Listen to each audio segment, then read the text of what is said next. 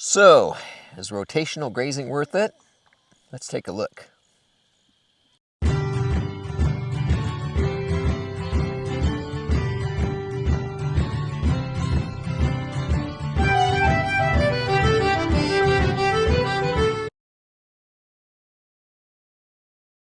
Am I beautiful? You're beautiful, darling. Hey everybody, welcome back to the Renewed Homestead, Ben and Denise, and it's a chilly fall evening. It's about 56 degrees now, and sun's gone down, and you can see the colors starting to pop out in our forest up here. And we wanted to bring you along up to our pasture area that was bald when we got here.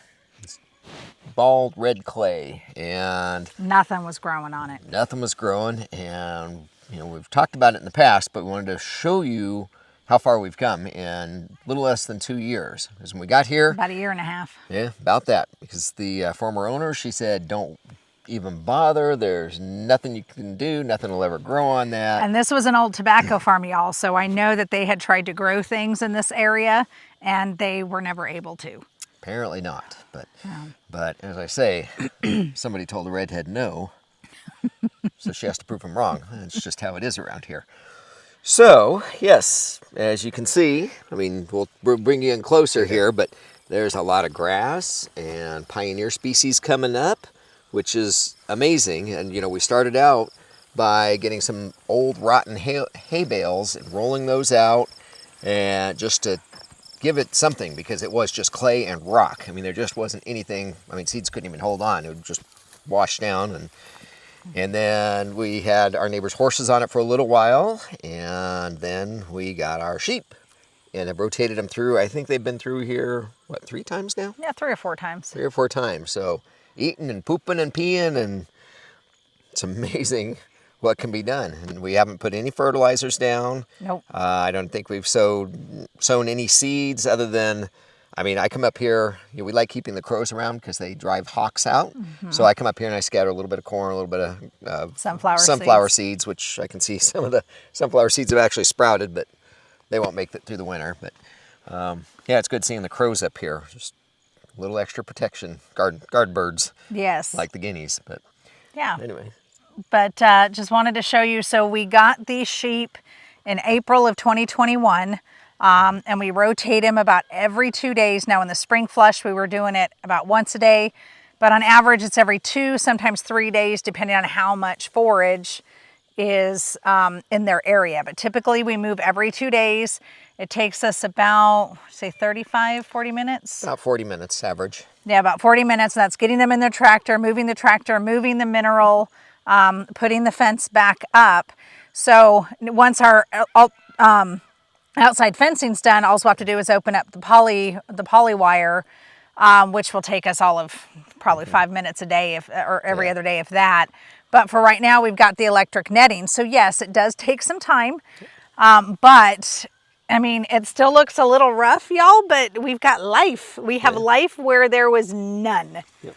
And you can see that pine tree straight up there, right at the bottom. You can just see the top of the tarp where the sheep tractor is. So they're way at the top right now. That's why you don't see them or hear them at this point. Yep, they'll be moving down and they'll make their way back through here again. But, you know, so for us, yes, we absolutely think it's worthwhile. And we're going to show a video. The people here are already feeding hay. They've been feeding hay for some people 3 to 4 weeks now. Yeah.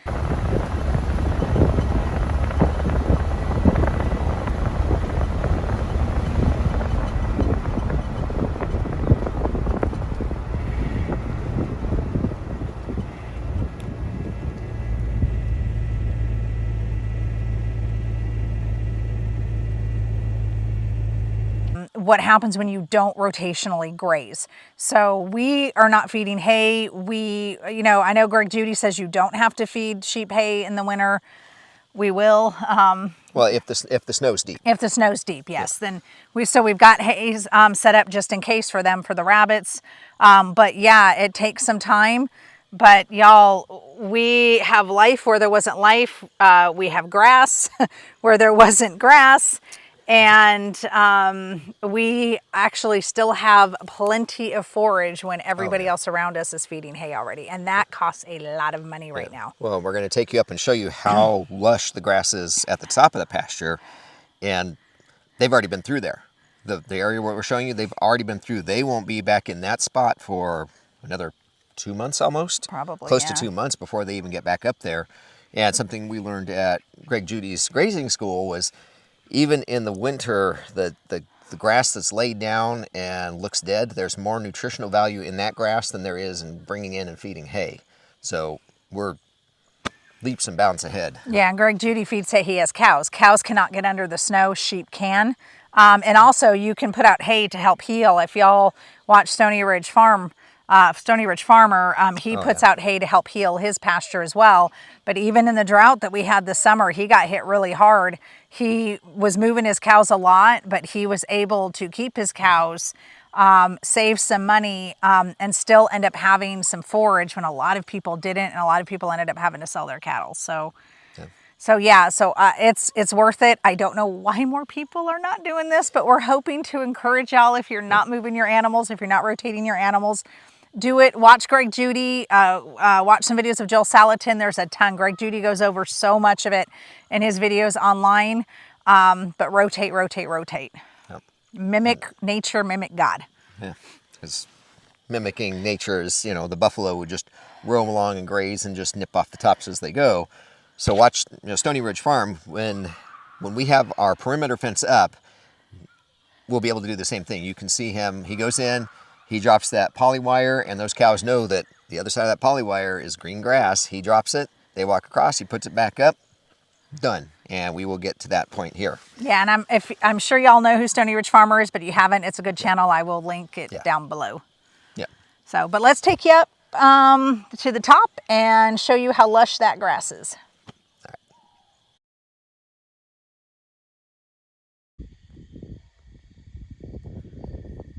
Okay, folks, we're at the top of the pasture, and this little knee-high plant is ragwort, and that's the stuff that was taller than us when we got here. And look at this area now. That grass, that view. But bring it back down into this grass. I mean, this was just covered in that ragwort. And look how short it is. It's been eaten down 2 or 3 times. Just beautiful, beautiful grass. Still a few weeds in there, obviously. And our favorite rose bush, of course. But the goats are working that rose bush now too. It gives me the fizz to see those goats eating that rose bush. If anybody knows what the fizz is from, put that in the comments. But is that not just beautiful? I mean, look how deep and lush that is. And as we pointed out, neighbors are already feeding hay down the road, but this stuff's going to lay down, and when the bad weather comes, or not even bad weather, just when winter sets in, this is still going to be beautiful, nutritious grass for our sheep. And goats.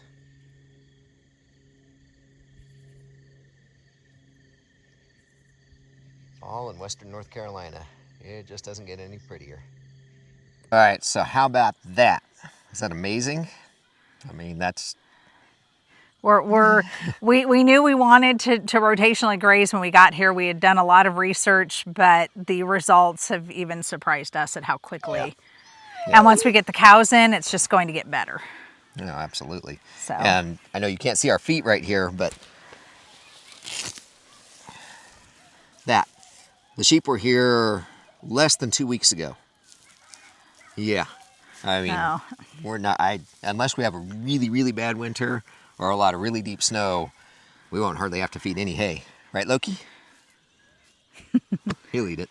Yeah. So let us know if y'all have any questions, how to get started, what to do. We're still learning, but we've been doing this now for about 1.5 years. We've learned a lot, especially through Greg Judy and his grazing school. I highly recommend it if you haven't been to his grazing school. And not all Electric fences are created equal. Yes, we're gonna do a quick video on that coming up on what electric netting fence temporarily, if you have sheep and goats, will work. But you definitely need a perimeter fence at some point. Yeah, electric netting is great, but it's not something. It's not something you want to have forever. I want to get the perimeter fence done so we can. Well, yeah, I mean, save time. If we're running a poly wire, dropping it, I mean, that's 40 minutes, you know, and in the winter when there's snow, it takes a little bit longer to move them too. So, you know. Well, and cows, electric netting is not going to work for cows. So. No, and that's why we don't have any cows here yet. Yet. So. But, yeah, I guess we're getting there. Yeah, I guess we're they close. Can't see the posts that we pounded in already, but. Yeah, we got them in. We're actually, I think we're really close to running the line, aren't we? Yeah, we're getting close. So, very close. Yay. Yeah, so anyway, hope you guys are well. You know, the Hurricane Ian came through and it was a nothing for us. We didn't hardly get any wind. It was a nothing burger, big nothing burger. Got a misty rain, I would say. We had rain that first night. We got a decent amount of rain, but then the next 2 days it was just drizzling for the next 2 days and dark and cloudy. And yeah, well, already the creek in the wild area behind us, the area that we're just letting nature do its thing, it's barely trickling already. I mean, it's just... So we have 2 creeks. One's always running. The other one runs for the most part, but it goes down to a really slow trickle. Yeah, it hasn't hardly been moving, but even after that storm. But we're all fine. Everybody's good. Yeah, we were very lucky. We're still praying for those in Florida and South Carolina. Absolutely. They got a big mess to clean up, and they are in our prayers. But yes. Anyway, so yeah, comments, questions. Make sure you're giving us a thumbs up. Make sure you're subscribed. Yes. Yeah, hit that thumbs up and all that. And Loki wants his dinner. So we're going to go feed them and get the rest of our evening chores done, and we'll see y'all in the next video. All right, take care, everybody. God bless. Bye, y'all. Bye.